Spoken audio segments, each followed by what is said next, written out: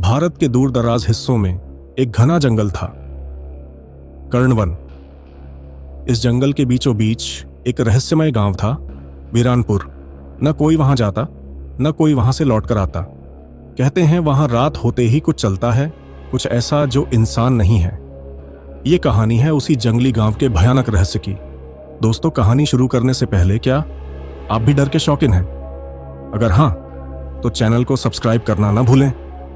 हर video में मिलेगा आपको एक नई डरावनी कहानी। तो क्या आप तैयार हैं? तो चलिए शुरू करते हैं इस कहानी को।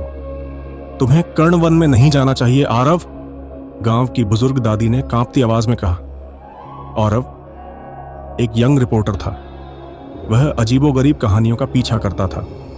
जब उसे कर्णवन के वीरानपुर गांव के बारे में पता चला तो उसका रोमांच जाग उठा। अगर वहां कुछ सच में है तो मैं उसे दुनिया के सामने लाऊंगा, आरव ने ठान लिया। रात के अंधेरे में वह अकेला अपनी जीप लेकर निकल पड़ा। जैसे जैसे वह जंगल के भीतर बढ़ता गया, रास्ता और भी भयानक होता गया। पेड़ टेढ़े मेढ़े, जड़ें रास्ते पर फैली हुई और हर ओर से अजीब सी फुसफुसाहटें आती। जीप के रेडियो पर अचानक कोई पुराना गाना बजने लगा। चांदनी रात है, डर लगता है। आरव ने रेडियो बंद किया। आखिरकार कुछ घंटों की यात्रा के बाद वह वीरानपुर के बाहरी हिस्से में पहुंचा। वहां एक टूटा फूटा बोर्ड लटक रहा था, स्वागत है अगर हिम्मत है तो। वीरानपुर पूरी तरह वीरान था। टूटे फूटे मकान, जंग लगे कुएं और जगह जगह बिखरे हुए टोटके। आरव ने कैमरा ऑन किया और दस्तावेजी वीडियो बनाना शुरू किया। तभी उसे एक झलक दिखाई दी। एक सफेद कपड़ों में लिपटी आकृति जो एक टूटी हवेली के कोने से झांक रही थी। कौन है? आरव चिल्लाया। कोई जवाब नहीं, लेकिन हवाओं में सरसराहट बढ़ गई थी। गांव की सूनी गलियों में अजीब सी गंध फैल गई थी, सड़ी हुई मांस की गंध। तभी अचानक आरव को एक टूटा सा घर दिखा। उसके दरवाजे पर लाल रंग से कुछ लिखा था। जो अंदर गया वापस नहीं आया, लेकिन जिज्ञासा ने डर पर जीत पाई। आरव ने दरवाजा धक्का देकर खोला। घर के भीतर अंधेरा था। फर्श पर राख के ढेर, दीवारों पर अजीब चिन्ह और छत से लटकते खोपड़ी के गुच्छे। आरव की सांसें तेज हो गईं। कैमरे की फ्लैशलाइट में उसे एक डायरी दिखी। उस पर धूल जमी थी, लेकिन नाम साफ था, राघव। राघव कौन था? डायरी के पन्नों पर कंपन से लिखी बातें थीं। हमने उन्हें नाराज कर दिया है।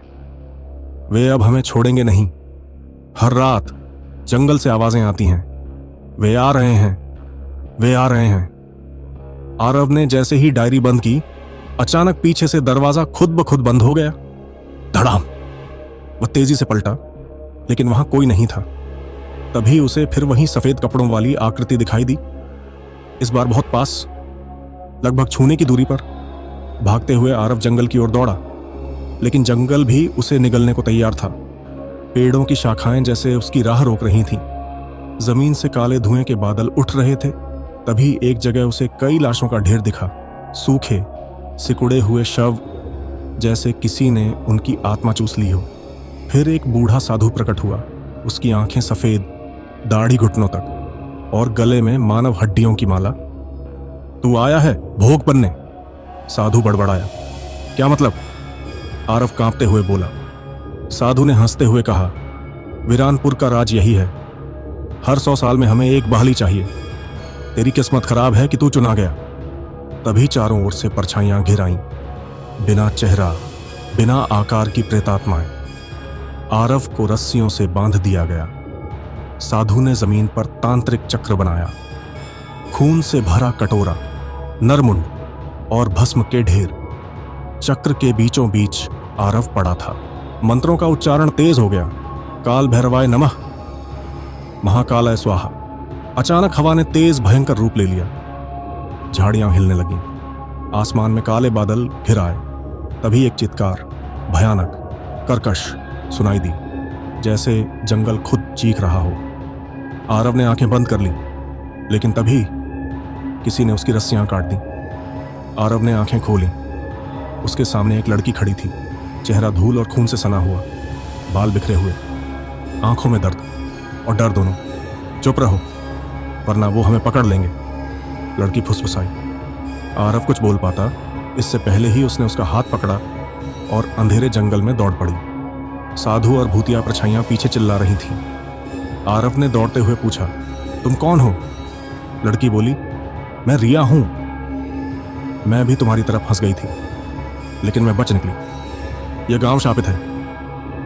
हर 100 साल में जंगल की आत्माएं एक नर बलि मांगती हैं, और वो साधु, वह बलि का पुजारी है। दूर से मंत्रों की आवाजें तेज होती जा रही थीं। ह्रीं क्लीं कालरात्रि स्वाहा। रिया ने फटी फटी आंखों से कहा, अगर हमें बचना है तो जंगल के मृत कुंड तक पहुंचना होगा। वही एकमात्र जगह है जहां इनका वश नहीं चलता। जंगल अब और भी डरावना हो चला था। पेड़ जैसे जिंदा थे, उनकी टहनियां हाथों की तरह पकड़ने को बढ़ रही थीं। रास्ते में जगह जगह टंगे हुए टोटके, मरे हुए जानवरों के सिर, उलटे लटके हुए चूहे और काले धागों में बंधी हड्डियां।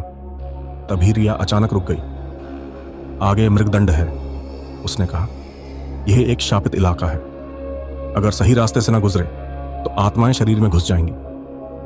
आरव ने देखा, वहां चारों ओर धुंध थी और बीच बीच में अजीब आकृतियां सरकती हुई दिख रही थीं। रिया ने जमीन पर कुछ भभूत फेंकी और मंथर गति से मंत्र पढ़ते हुए आगे बढ़ी। आरव उसके पीछे पीछे बढ़ा, लेकिन तभी एक साया तेजी से आया और आरव के कंधे को छू लिया। एक झटका सा लगा। उसकी आंखों के सामने अजीब सी लाल रोशनी छा गई। कानों में डरावने शब्द गूंजने लगे, रुक जा, लौट जा, मर जाएगा। आरव कांप उठा, लेकिन रिया ने उसका हाथ पकड़ा और खींचते हुए आगे ले गई। कई घंटे भटकने के बाद आखिर वो मृतकुंड पहुंचे। ये एक बड़ा गहरा काला जलाशय था, पूरी तरह शांत, मौत की तरह। रिया ने कहा, यह जगह उन प्रेत शक्तियों का द्वार है, लेकिन यहां वे तुम्हें छू नहीं सकते। आरव ने थकी सांस ली। तभी अचानक हवा में तेज कंपन हुआ। सामने साधु प्रकट हो गया, उसके साथ दर्जनों प्रेतात्माएं। भागने की कोशिश बेकार है, साधु गरजा। अब तुम्हारी आत्मा हमारी होगी। रिया ने झोले से एक ताबीज निकाला, चांदी से बना हुआ। यह तांत्रिक ताबीज है, उसने कहा। अगर इसे मृत कुंड में डुबो दें तो ये सारी आत्माएं मुक्त हो जाएंगी और वीरानपुर का शाप टूट जाएगा। लेकिन इससे पहले कि वे कुछ कर पाते, साधु ने मंत्र पढ़ने शुरू कर दिए। जलाशय का पानी उबलने लगा, प्रेतात्माएं झपटने लगी। आरव ने अपनी पूरी ताकत लगाई और ताबीज को पानी में फेंक दिया।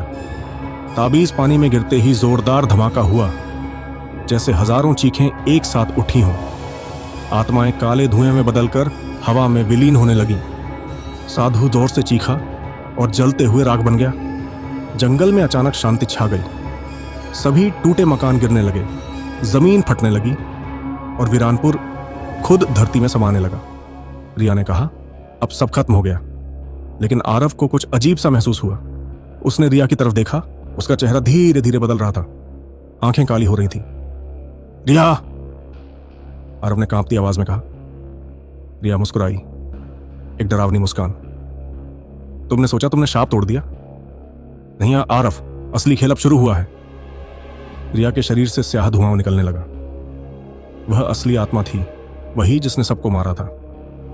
तुमने जो द्वार खोला है उसने मुझे आजाद कर दिया है, रिया फुफकारते हुए बोली। आरव ने भागने की कोशिश की, लेकिन चारों तरफ अंधकार छा चुका था। जंगल के पेड़ जिंदा हो गए थे, धरती से हाथ निकल रहे थे जो उसे पकड़ने को तैयार थे। अंतिम बार आरव ने कैमरे की रिकॉर्डिंग ऑन की ताकि दुनिया जान सके कि जंगली गांव का राज क्या था, और फिर सब कुछ काला हो गया। आज भी कहते हैं कि जो कर्णवन जंगल के पास जाता है वह लौट कर नहीं आता। कभी कभी रात के सन्नाटे में कोई चीख सुनाई देती है, किसी की मदद मांगती आवाज। लेकिन अगर तुम सुनो और जवाब दो तो तुम भी वीरानपुर के नए शिकार बन सकते हो, क्योंकि जंगली गांव का राज अब भी जिंदा है। तो दोस्तों, अगर आपको यह कहानी पसंद आई तो लाइक और सब्सक्राइब करना न भूलें। धन्यवाद दोस्तों, इस दिलचस्प यात्रा में हमारे साथ बने रहने के लिए। अगली बार फिर मिलेंगे एक नई खौफनाक कहानी के साथ।